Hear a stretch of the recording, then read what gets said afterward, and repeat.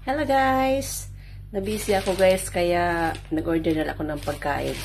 So ito yung aking pagkain. Ayan, mukhang ang dami nito. Mauubos ko kaya ito. Tikman natin at ating bubuksan kung ano mga laman nito kasi ang dami. So ang bili ko dito ay 23 dirham. Hindi ko nakapagluto kasi marami akong ginawa. Kaya nag-order ako ng pagkain. So tingnan natin kung ano ito. So, ito yung in-order ko. Ayan. Ilibre naman ang sarili paminsan-minsan. So, mayroon silang, ito, paborito ko ito. Kamatis ito na sausawa na, ano.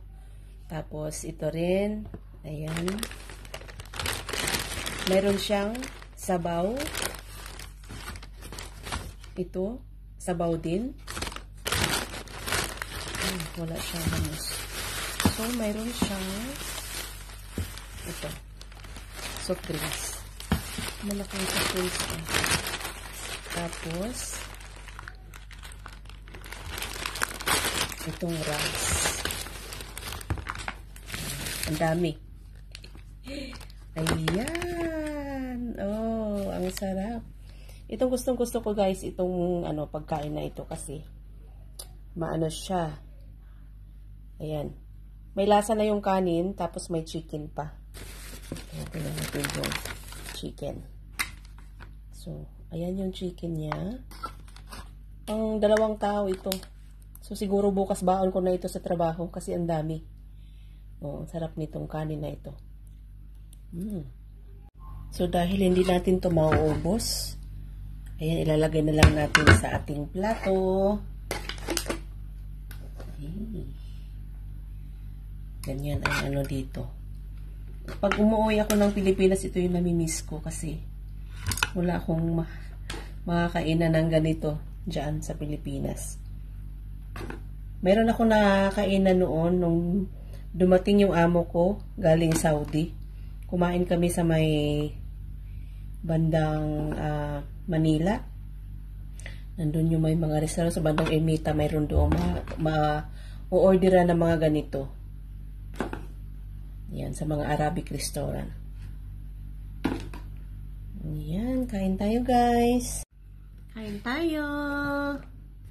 So, ito na yung aking ayan, magmumukbang tayo ng biryani. Di maaari. So, ang laki ng chicken. Ang sarap nito guys. Kain tayo. Thank you, Lord.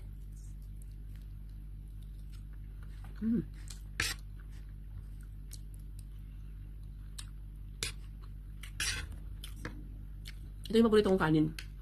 Kulaw. Ay, pulaw pala. Pulaw ang tawag dito. Nung last na nag-order kami, ang in-order namin ay grilled. Sabi ko, subukan ko ngayon ang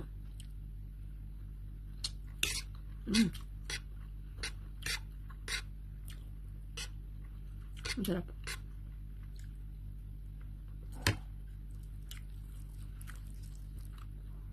May sabaw naman siya kaso lang hindi ko gusto yung sabaw.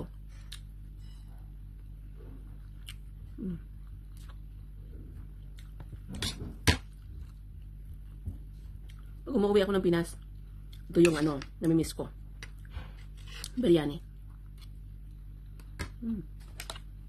Tikman ko ang sabaw nila. Gulay pala ito guys, gulay.